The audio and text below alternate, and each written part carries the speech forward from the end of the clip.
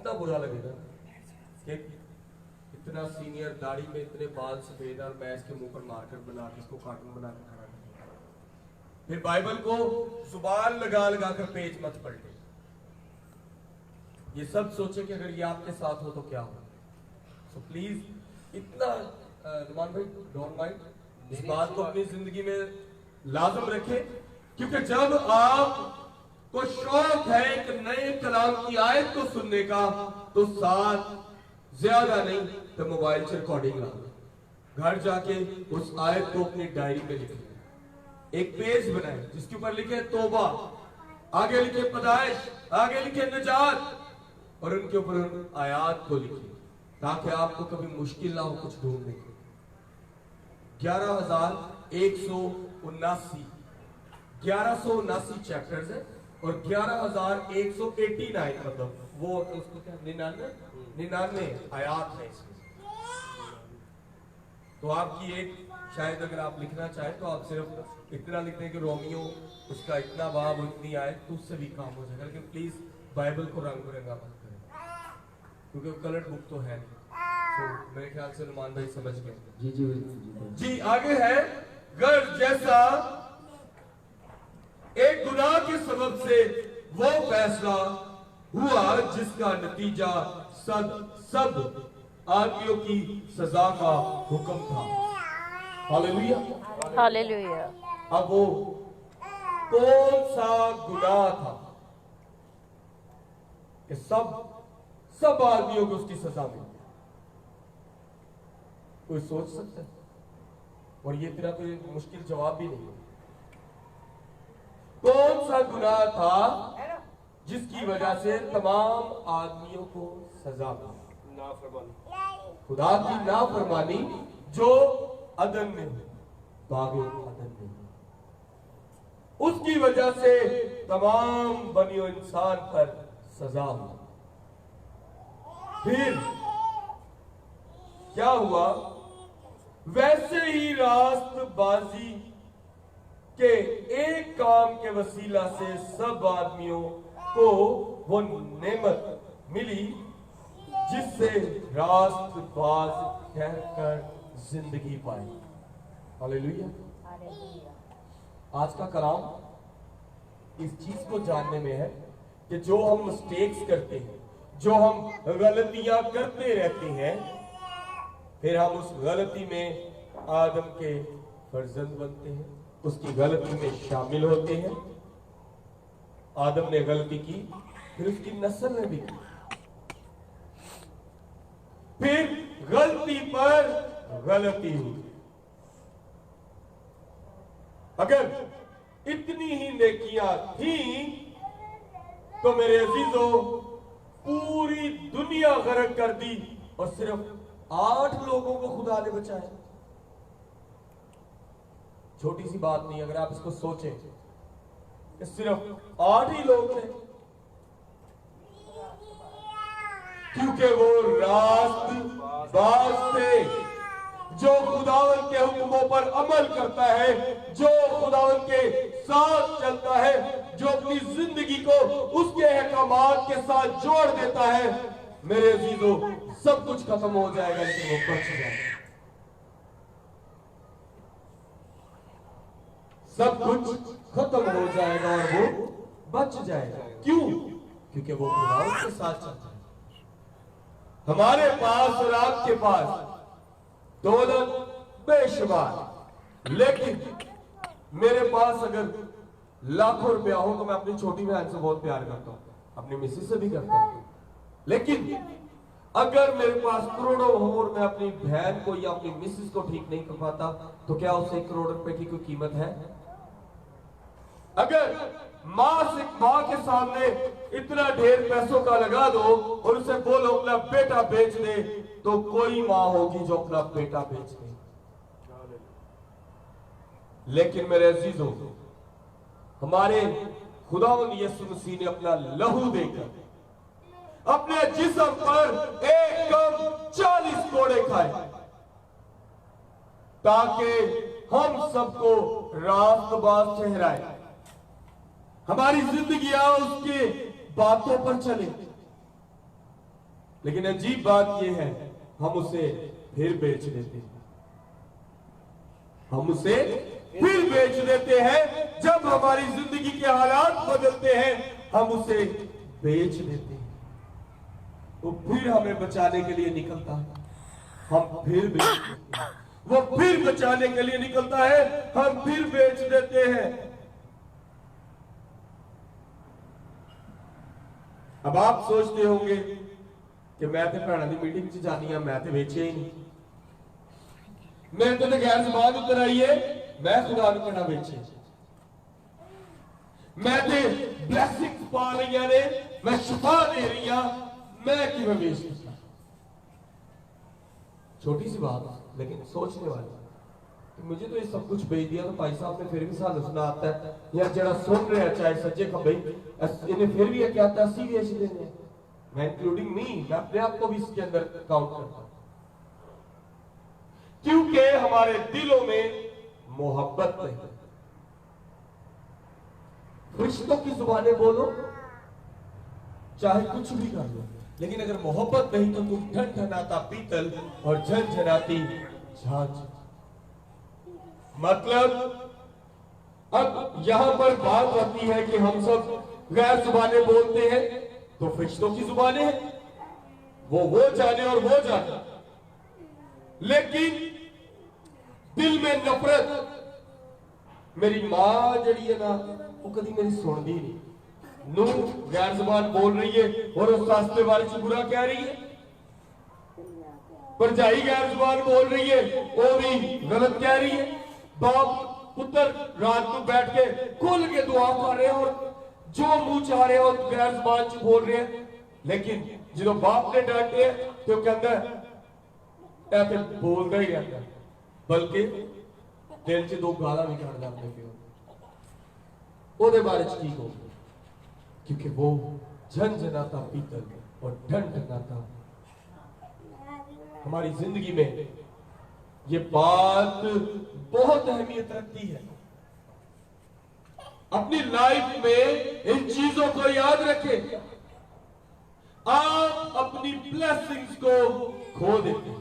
ये बाइबल को किसी से पूछे, अगर मैं आप सबसे पूछता हूं वन बाय वन, आपकी नजर में ये बाइबल पूरी किस चीज पे है? निजात पे? आप में से भी बताएगा और किस चीज पे है? बस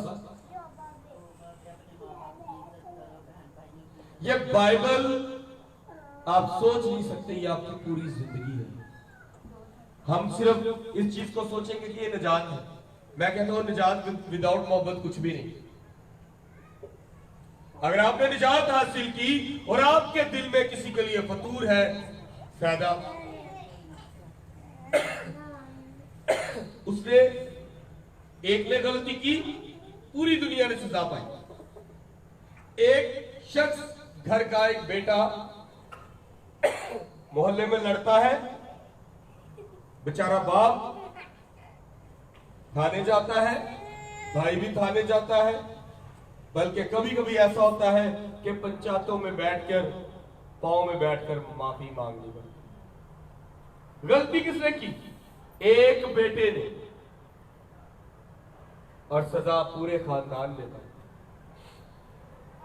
लेकिन अगर एक बेटा भी काबिल है तो वो अपने बाप की पंचायत में कूद जाएगा और फैसला ऐसा करेगा कि ना वो लड़े ना वो लड़े। इसका मतलब कि एक ही होता है जो बचाता है और एक ही होता है जो डुबो भी देता है। पांचों उंगलियां एक घर में एक जैसी नहीं। अगर मैं किसी से पूछूं आपकी बेटी कैसी है, वो कहेंगे ए बड़ी चंगी, ये मेरी गल नहीं मानती, एड़ी मेरी धी है ना, घर के सारे काम कर दी, लेटी रहती, एड़ी मेरी धी है ना, बड़ी काबिल पढ़ाई, हर बारी पास ही होती। बस जिस तरह आपकी लाइफ में कुछ चीजें ऊपर नीचे हैं, खुदावंद की नजर में भी ये चीजें ऊपर नीचे हैं, लेकिन जिसको आप जीरो जानते हो, खुदावंद उसको हीरो बनाने की कुवत रखता है। लेकिन इससे पहले कि जब हम इस चीज को जाने कि वो कुवत कैसे रखता है, उसके लिए सबसे पहली बात यह है कि हमें खुदा के साथ अपने आप को जोड़ना पड़ता है, अटैच करना पड़ता है। हमारी जिंदगी, मैं फिर वही बोलूंगा, मेरे बाप का एक्सीडेंट हुआ, उनको पता ही नहीं सी 17 दिन बाद मेरी कहानी खत्म हो जाए। मुझे जब ये बात मैं सोचता हूं तो मैं डर जाना, और मैं जब भी कलाम करता हूं तो मैं कभी बाइबल में से पढ़ने से पहले ये नहीं कहता खुदावन मुझे अल्फाज दे, बल्कि मैं ये कहता हूं कि खुदावन ये कलाम मेरे लिए भी हो, मैं भी तौबा करूं। मैं अपनी लाइफ में आप सबसे गवाही शेयर करता हूं। माँ जी जानते हैं, कोमल बहन जानती है, हमारी छोटी बहन जानती है कि मुझसे ज्यादा शरारत किसी में नहीं। हमने बहुत से लड़ाई झगड़े की, जुबान भी बहुत लंबी थी, लेकिन मैं जब दुआ में बैठता था मेरे काम छूट जाते। मैं कहता था अपनी मिसिस से, ले ऐस तो चंगा मैं दुआ करा ही ना, हालात ते सही रह, तो मैं दुआ छोड़ दी। एक वक्त आया कि मेरा 90 kg से वेट बीमार हुआ और मेरा वेट 39 मतलब 39 किलो तक चला गया। और मुझे देख के लोग कहते थे ये नशा करता है, शायद पाउडर पीता है, लेकिन प्रॉब्लम ये थी कि मेरे पेट में कोई प्रॉब्लम, उसकी वजह से मैं 5 किलो वेट नहीं उठा पाता। और नुमान इस बात का, कभी मैंने कहीं जाना तो मैंने नुमान को कॉल कर दिया कि नुमान यार मैंने कहीं जाना है, तो उसने कहना, मैं उसका बॉडी बिल्डिंग में उस्ताद था, उसने कहना मैं आपके साथ जाता हूं, को छोड़ा।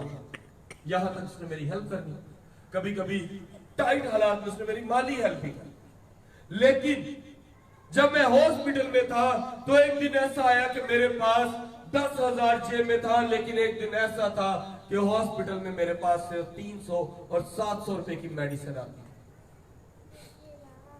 उस हॉस्पिटल में ना मेरा भाई ना मेरा ससुराल से खुदावन ने मुझे हारून की तरह, जैसे मूसा को हारून जैसा दोस्त भाई दिया, मुझे बीवी दी।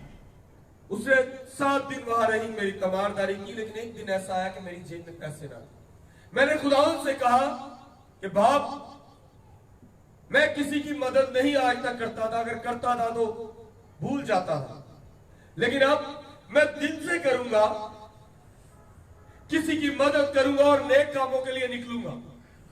मैंने खुदावन से दुआ की, खुदावन दुआई पूरी हो जाए, मैं एक दफा तो चला जाऊं, मैं अपने पैरों से खड़ा हो जाऊं।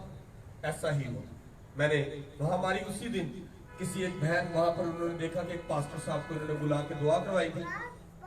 उन्होंने अपने बेटे को मेरी मिसिस से बात की, क्या बात है, उन्होंने बताया ऐसे ऐसे मसला, हम बड़े परेशान हैं। उन्होंने उससे कहा कि आप मेडिसिन यूज करें, टेंशन ना लें, ये ले पकड़ेंगे। खुदावन ने वसाइल दिए, क्योंकि मैंने उसी पल खुदावन को कहा कि मैं खुद को तेरे लिए दूंगा। लेकिन अभी मैंने खिदमत का वादा ना किया। मैंने बहुत से फलाई काम किए, बहुत से, बल्कि मैंने तो यूहन्नाबाद में सड़कों पर किसी के लिए मांगा हुआ है। यहां पर अगर किसी को बोलो ना कि भाई किसी के लिए मांगना है, तो 2 बार सोचेगा और मैं मंगन नहीं करा। असी मंगते हैं, मंगा भी किसी, मैंने दुकानों पे मांगा, लेकिन मुझे समझ ना आए मैं जाऊं कहां, मेरा असली रास्ता कहां है। जब मैंने खुदावन को चुना, मैंने प्रॉपर खुदावन को अपना दिया, तब जाके ये बात को पता लगा कि बेटा तू दुनिया के फलाई काम करने में मगन है, तू ये भूल गया कि मैं तुझे टीच कर रहा हूं, इसको तो तू सीख ही नहीं रहा। जो तुझे जिंदगी देगा, जो तुझे बदल देगा, जो तेरी जिंदगी को एक ऐसे रास्ते पर लगाएगा कि तेरी हर जरूरत पूरी करने के लिए मैं तैयार हूं, लेकिन तुझे मेरी तरफ मुड़ना पड़ेगा तो मैं तुझे बहाल करूं। एक ने गलती की और दूसरे ने बचाया। मैंने मसीह को अपनाया। जब मैंने मसीह को अपनाया तो उसने देखा कि मैंने खुद को पूरी तरह उसे दिया। जब मैंने पूरी तरह दिया तो मैंने एक दिन खुदा से कहा कि खुदावन, मैं तो ये चाहता हूं कि मैं बहुतों की मदद कर सकूं, मेरी औकात ही नहीं, मैं क्या करूं? लेकिन ऐसा हुआ कि खुदावंद ने, अभी मैं ये बात एक से 2 दिन पहले मिसिस से कर रहा था कि रात के वक्त हमने इस बात के लिए दुआ की, खुदावंद हमें वसाइल दे। सुबह ही मेरी बाजू टूट गई।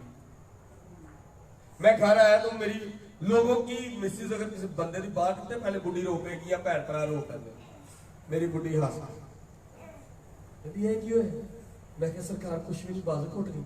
अच्छा जी चलो बैठो। हम थोड़ी देर बैठे हैं, बाद में मैंने इसको पूछा कि यार लोग टेंशन में आते हैं, तो कहती यार शायद खुदावन ने तुझे अपने काम के लिए अभी घर बैठाया। तू काम पर भी जाता था, फिर यहां भागता था, फिर काम पर भागता था, अब तू घर पे है ना, दुआ कर। अब हैरत की बात यह कि लॉकडाउन, कार पैसा भी नहीं, लेकिन खुदावन के साथ मुड़कर उसकी तरफ जाने से और उसको अपनाने से खुदावन ने मुझे यहां तक काबिल किया कि हमने 70 लोगों में खाना तकसीम किया, राशन तकसीम किया। हमारी जिंदगियों में तब्दीली वो लाएगा। आप ये बात मत सोचो मैं तो अनपढ़ हाँ, मैंने तो बाइबल पढ़नी नहीं आती, तो मैनू दसो अपने मोबाइल में मेमोरी कार्ड दो, मैं ऑडियो च देंगे, कान ला के सुन लो, तुहानू की भेज दे रहे। बाइबल आपको सिखाती है एक बंदे के गुनाह ने आपको अगर खत्म कर दी पूरी दुनिया, तो दूसरे ने आपको तमाम रास्ते दिखाए। इसको पकड़ ले, क्योंकि वो रास्ता उसी की तरफ से है, क्योंकि वो जो रास्ता दिखाएगा वो सबसे बेस्ट है। एक दिन नुमान मेरे पास आए तो उसने कहा कि मैं ये चाहता हूं कि हम अपने घर पर छत पे ना प्रेयर करवाओ। मैंने कहा यार ये बात मैंने काफी देर पहले कोमल बहन से और माँ जी से शेयर की थी कि मैं चाहता हूं कि आपकी छत इतनी बड़ी है, वहां पर प्रेयर हो सकती है, खुदा के नाम को हम इज्जत और जलाल देते हैं। तो माँ जी ने कहा बेटा ये पूछने वाली कौन सी बात है? कोमल ने कहा भाई छत हमने क्या करनी है, अगर खुदा के काम के लिए एक दिन के लिए इस्तेमाल होती है, हमें क्या चाहिए? अभी नुमान से यही टॉपिक चल रहा है मेरा। एक दिन आया कि नुमान मेरे पास आया और कहता भाई मैं ये सोचता था कि दौलत सब कुछ है, लेकिन जिस दिन से मैं दुआ में बैठता हूं मुझे समझ ही नहीं आती, मैं दुआ से उठ ही नहीं पाता।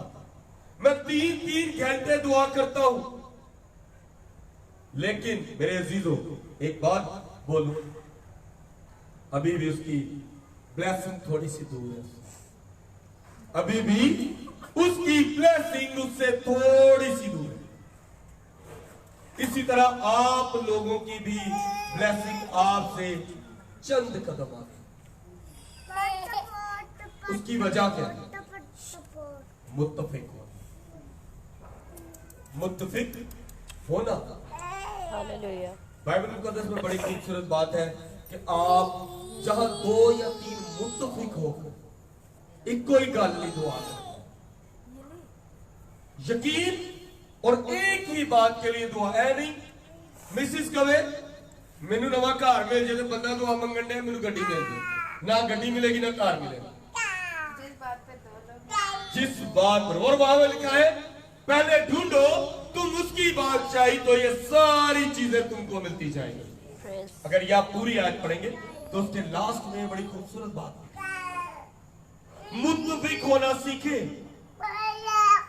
क्योंकि जिसने आपको छुड़वाया है, आप प्लीज इसको पकड़ लो,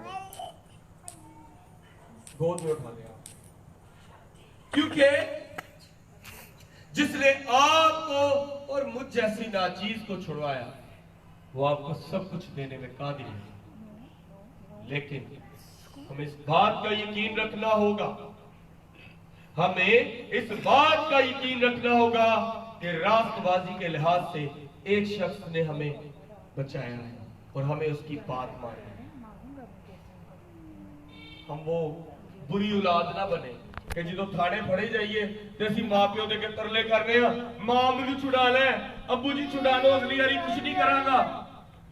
लेकिन जब घर आते हैं तो मां प्यो को कहने तू सहार नहीं किया, जमया नहीं। हमें वो औलाद नहीं बनना बल्कि हमें वो औलाद बनना है कि जिसने अपने जिस्म पर कोड़े खाए, जिसने अपने आप को 30 दमड़ियों में बेचा, 30 सिक्किया बिक गया। किसके लिए? क्या वो नहीं जानता था कि वो आज पकड़ा जाएगा? जानता था कि नहीं जानता? वो जानता था। वो ये रोक भी सकता था, लेकिन बाप जानता है मैं कमाऊंगा तो मेरा बेटा खाएगा। बाप जानता है कि आज जो मैंने काम करना है वो धूप में है, मैं इससे बीमार भी हो सकता हूं, लेकिन कमाऊंगा नहीं तो मेरा बेटा कैसे खाएगा। मां जानती है कि जहां मैं काम पर जाती हूं वहां लोग गंदे हैं, लेकिन मैंने वहां पर अपने आप को बचाना भी है और अपनी औलाद के लिए काम भी करना। हम क्या करते हैं? हम वो ही बुरी औलाद बनते हैं। वो बड़ी अच्छी पंजाबी की मिसाल है, भैड़ी औलाद मजा ना सुहा, असी वो वाली औलाद बन जाए। उन्हें कुर्बानी देती है। माँ बाप सुबह से शाम तक बच्चों को संभालते हैं। एक जॉब पर जाता है, माँ घर पर जॉब कर रही होती है, बाप आके कहता है बच्चा बिगड़ गया, मैं तो घर नहीं हूंगा, तो जो घर होना वो तो संभाल। मां कहती है बच्चे तो थोड़ा रोब रखा करो, बच्चा को प्यो नहीं कहता, बह जाओ आराम ना, तो प्यो कहता है बड़ा अच्छा बोले। इसका मतलब क्या है? इसका मतलब कि पहले माँ बाप ही गलत है, उन्होंने ही खुदा की तालीम को झुटलाया।